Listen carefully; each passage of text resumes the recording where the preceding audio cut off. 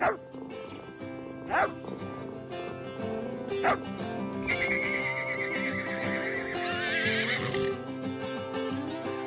suis Laure Bonatti et je suis Mathilde Guillon et nous sommes toutes les deux vétérinaires, consultantes en médecine du comportement.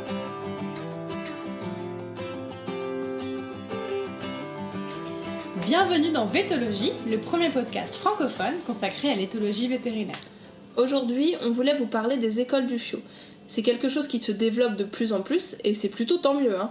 Mais on voulait essayer de vous aider à comprendre ce que c'est qu'une bonne, entre guillemets, école du chiot ou du moins un bon cours d'éducation du chiot.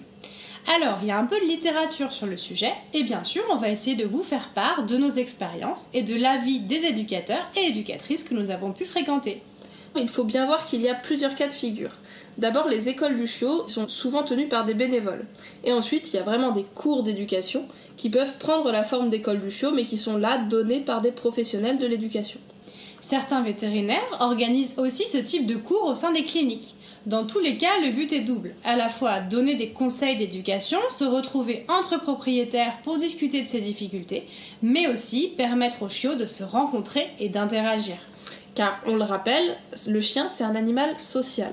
Ça veut dire que c'est un besoin pour lui de voir des congénères toute sa vie. L'immense avantage de ces écoles, c'est donc de répondre à ce besoin, parce que malheureusement, une fois arrivé dans sa famille, le jeune chien voit souvent beaucoup moins de congénères que ce qu'il voyait chez l'éleveur. Mais attention, on ne peut pas mettre ensemble plein de chiots sans aucune précaution. On va donc revenir sur les recommandations à suivre pour que ça se passe bien. En effet, c'est important de ne pas lâcher les chiots les uns avec les autres sans aucune surveillance. On ne peut pas concevoir de laisser simultanément des tas de chiens, surtout des jeunes, de toute taille et de tout tempérament ensemble. L'idéal, c'est plutôt de choisir de petits nombres de chiens, pas plus de 3 à 5, et de les choisir de tempéraments similaires.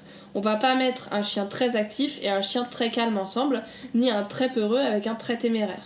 En effet, Mathilde, le risque si on fait ce genre de mélange, c'est de favoriser l'apparition de comportements indésirables.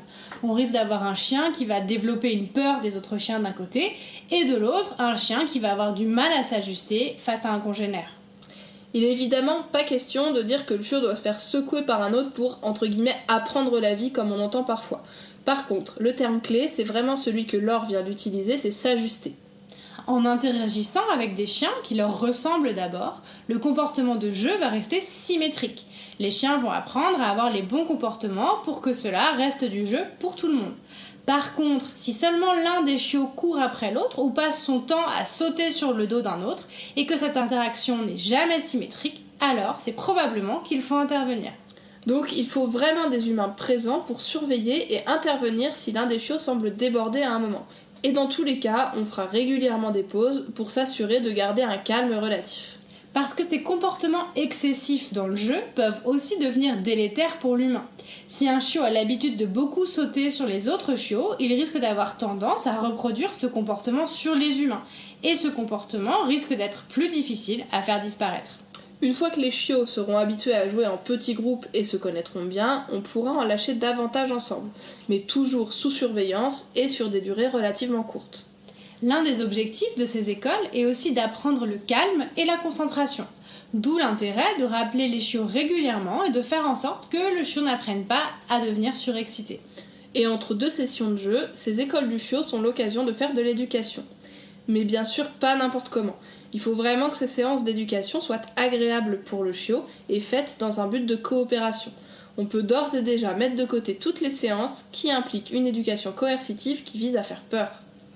Bien sûr, le but est d'apprendre à avoir du contrôle sur le chien, mais pas question que le jeune chien vive mal ses sessions. Ces puppy school, comme on les appelle en anglais, c'est aussi en effet l'occasion de familiariser correctement le chiot à l'humain, et donc notamment aux humains inconnus qui sont présents. Donc si le chiot passe un mauvais quart d'heure lors des sessions d'éducation, il risque non seulement de voir sa relation avec son propriétaire se dégrader, mais aussi d'apprendre à se méfier des inconnus. Donc si on vous conseille d'utiliser un collier étrangleur, si on vous dit de disputer votre chien à répétition et si on vous parle de le dominer, vous pouvez fuir et aller voir une autre école du chiot qui sera probablement plus compétente. Une bonne manière globalement de savoir si votre école du chiot est de bonne qualité, c'est aussi de regarder le chien et d'apprendre à détecter les signaux qu'il envoie. S'il ne veut pas descendre de la voiture en l'arrivant, s'il a la queue entre les pattes, ou simplement si vous le sentez pas comme d'habitude, c'est sûrement que l'endroit lui convient pas. Donc, si on résume, on fait des séances avec peu de chiots, ou en tout cas on ne les lâche pas à 15 en même temps. L'éducation doit rester amicale et se faire dans la coopération lors des apprentissages, et on veillera à empêcher tout comportement excessif. Et bien sûr, c'est aussi l'occasion de détecter des comportements anormaux et de prendre rapidement contact avec un vétérinaire en médecine du comportement éventuellement, ou un éducateur pour corriger les comportements qu'on ne souhaite pas voir apparaître. En tout cas, bien faites, ces écoles du chiot n'ont que des avantages. Elles participent à la bonne éducation du chien, elles répondent à son besoin social et à sa bonne familiarisation à l'humain. Une étude espagnole a comparé un groupe de chiots participant à une de ces écoles à un groupe qui n'y participait pas, et il a fait passer des tests de tempérament aux animaux. Les chiots entraînés dans l'école étaient plus facilement éducables que les chiots n'ayant pas participé au cours. Le score d'excitabilité n'était en revanche pas plus haut pour les chiots ayant participé au cours. Donc, bien structurés, ces cours n'entraînent pas plus de comportements d'excitation que l'absence de cours. On espère que cet épisode vous aura appris des choses, et si des éducateurs nous écoutent, on sera ravis de savoir comment se passent vos écoles du chiot. Comme d'habitude, n'hésitez pas à partager l'épisode et à vous abonner au podcast. On peut aussi nous retrouver sur Instagram ou par mail vetologie.podcast@gmail.com. À très bientôt dans Vétologie.